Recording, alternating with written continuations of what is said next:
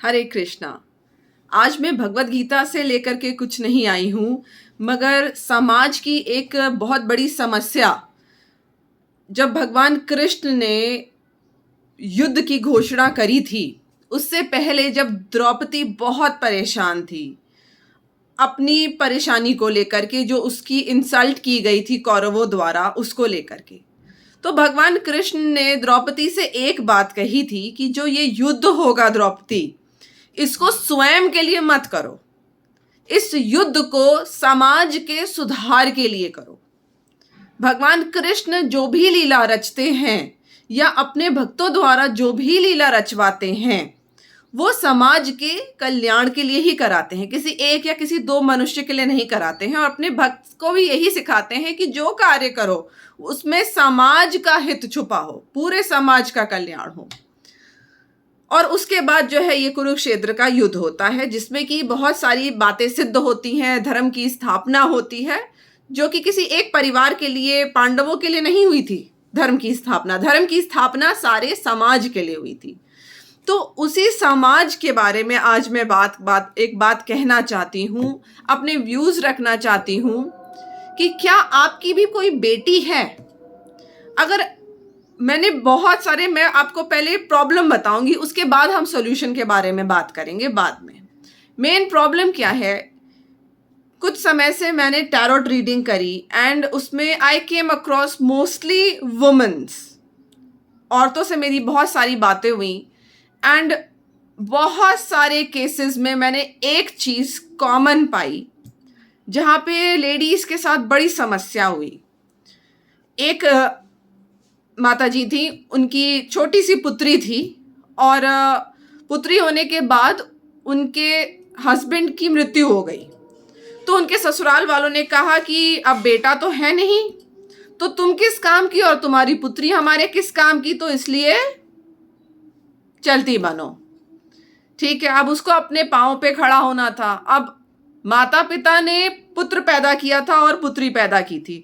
पुत्र के लिए तो उन्होंने बैकअप प्लान्स बना के रखे थे कि कल को निकम्मा निकला तो एक दुकान खरीद रखी है, कल को घर नहीं बना पाया, नालायक है तो घर तो है ही है, हम भी रह रहे हैं वो भी रहेगा, इसमें मर जाएंगे तो उसी का हो जाएगा। लेकिन पुत्री के लिए उन्होंने एक ही दो बैकअप प्लान बनाए थे। क्या? जैसे बेटा पढ़ रहा है वैसे बेटी पढ़ रही है। बेटी की जब शादी करेंगे तो थोड़ा बहुत दहेज देना होगा, शादी का खर्चा होगा, पढ़ा लिखा तो दिया है, अब इंडिपेंडेंट हो गई, अब बस खत्म बात। अब वो लेडी अपने बच्चे को लेकर के यहां वहां भटक रही है। अब केस 2 पे आइए। केस 2 में एक महिला हैं, उनके काफ़ी बड़े बड़े बच्चे हो चुके हैं और वो इतने सालों से झेलती जीवन में आगे बढ़ रही हैं। क्यों?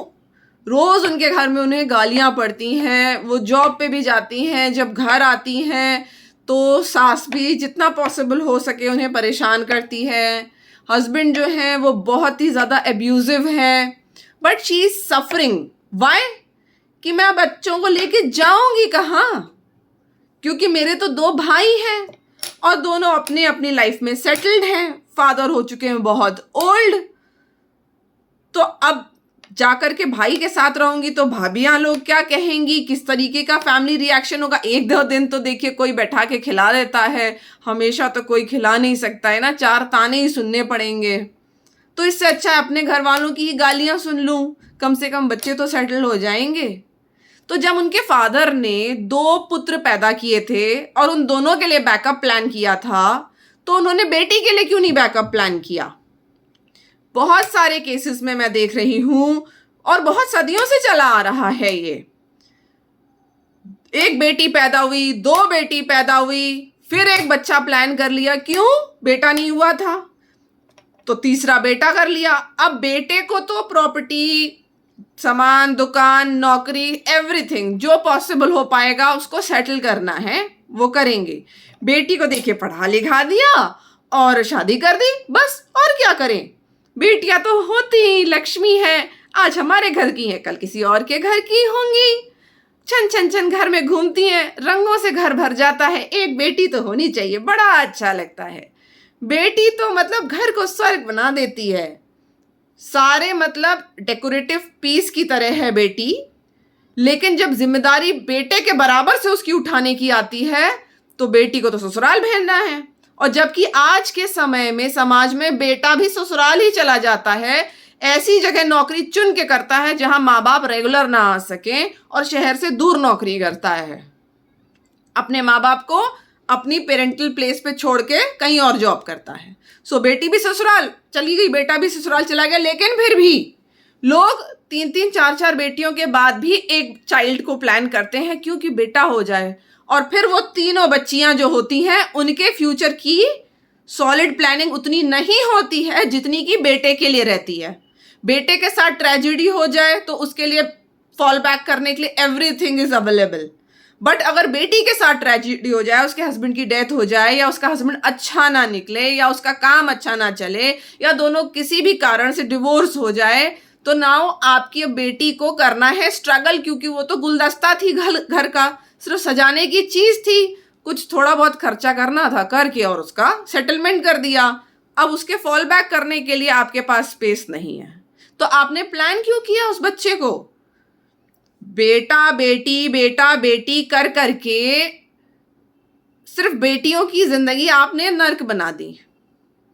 तो मैं आप लोगों को कहूंगी, या शास्त्रों के हिसाब से समझिए, जैसा इंसान कर्म करता है वो उसका फल वापस से भोगता है। आज आपकी पुत्री अगर आपकी वजह से सफर कर रही है, क्योंकि आपने तो सिर्फ अपने पुत्र के लिए सब कुछ किया, लेकिन पुत्री के लिए नहीं किया, क्योंकि वो तो पुत्री थी, वो तो पराए घर जानी थी। वो पराया घर जाएगी, और फिर जब पराए घर जाएगी तो पराए घर वाले कहेंगे ये घर तुम्हारा नहीं है, तुम अपने घर जाओ। मेरी मेड से लेकर के बहुत ही highly well educated working women मुझसे शादी के 20-20 साल के बाद तक ये बात शेयर करती हैं कि उनकी सास उनसे ये कहती है ये तुम्हारा घर नहीं है, तुम अपने घर से यहाँ क्या लेकर के आई थी। मतलब वही प्रॉब्लम, ना इधर घर है ना उधर घर है, और अगर उसको निकलना है इस घर को छोड़ करके तो वो सड़क पे पहले खड़ी होगी। कितने लोगों का मैंने सुना, लेडीज ने अपने आप को अपनी ज्वेलरी बेच के सेटल किया, समहाउ स्ट्रगल्स किए, लोगों ने गंदी बातें करी, उनसे बकवास करी। एक बड़ी फेमस डाइटिशियन है, यूट्यूबर है, मैंने उसका वीडियो देखा, she also share the same thing कि उसने स्क्रैच से अपनी जिंदगी को फिर से स्टार्ट किया। क्यों? क्योंकि पेरेंट्स ने बेटे के लिए बैकअप बनाया था, बेटी के लिए बैकअप नहीं बनाया था। उसको भगवान भरोसे भी नहीं छोड़ा था, उसको पति ससुराल भरोसे छोड़ दिया था। इतनी मतलब ससुराल वाले और पति भगवान बराबर हो गए कि फॉर श्योर गारंटी बेटी की ले लेंगे, उसके बाद उसको नहीं। आप सेल्फिश हैं एज अ पेरेंट। अगर आप अपनी बेटी के बैकअप प्लान नहीं प्रिपेयर कर रहे हैं और आप जो है सिर्फ संतान उत्पन्न कर रहे हैं ये सोच के कि पुत्र हो जाए, और सिर्फ पुत्र का बैकअप प्लान आपने करा है, तो आप सुपर सेल्फिश बिहेव कर रहे हैं। आप संतान को बेटा बेटी के रूप में नहीं देखेंगे, आपको संतान को संतान के रूप में देखना है। आज का लॉ भी ये कहता है कि बेटे को जितना प्रॉपर्टी पे हक है बेटी को भी उतना ही प्रॉपर्टी पे हक है, क्योंकि कोर्ट ऑफ लॉ संतान को संतान के रूप में देख रहा है, जेंडर बायस होकर के नहीं देख रहा है। तो अगर अपनी आपके पास पुत्री है और पुत्र है तो दोनों के लिए बराबर का बैकअप प्लान तैयार रखिए। भले ही आपको ना यूज करना पड़े, आपकी बच्ची बहुत अच्छे से जिंदगी बिताए, उसको कुछ ना करना पड़े, आपको देना पड़े, लेकिन फिर भी उसके बुरे समय के लिए आपको वैसे ही चीजें प्लान करनी चाहिए जैसे बेटे के लिए करते हैं। अगर बेटे के लिए घर प्लान किया तो बेटी के लिए भी घर होना चाहिए, उसको दूसरे के भरोसे नहीं छोड़ना चाहिए। नहीं तो फिर आप अगर नहीं कर सकते तो एक संतान प्लान करें। जिस कदर आज स्त्रियों की छीछा लेदर हो रही है, अपनी पुत्री की छीछा लेदर मरने के बाद होने के लिए ना छोड़ें, क्योंकि very practical thing is there that when people are not protecting a woman, when people are not protecting a woman can protect herself with the weapons which her parents, which her family is providing her. For woman, if no man is standing around, a woman can be protected by her education, by her financial stability. आपको अपनी daughter के लिए financial stability 110% बनानी चाहिए। It will make her always very confident and very proud. वो आप लोगों को भी भगवान का दर्जा देगी। बेटे को कितना भी आप कुछ दे देंगे वो आपको तके भाव नहीं पूछेगा। बेटी के लिए थोड़ा सा भी सोच के जाएंगे तो वो आपको भगवान की जगह रखती है।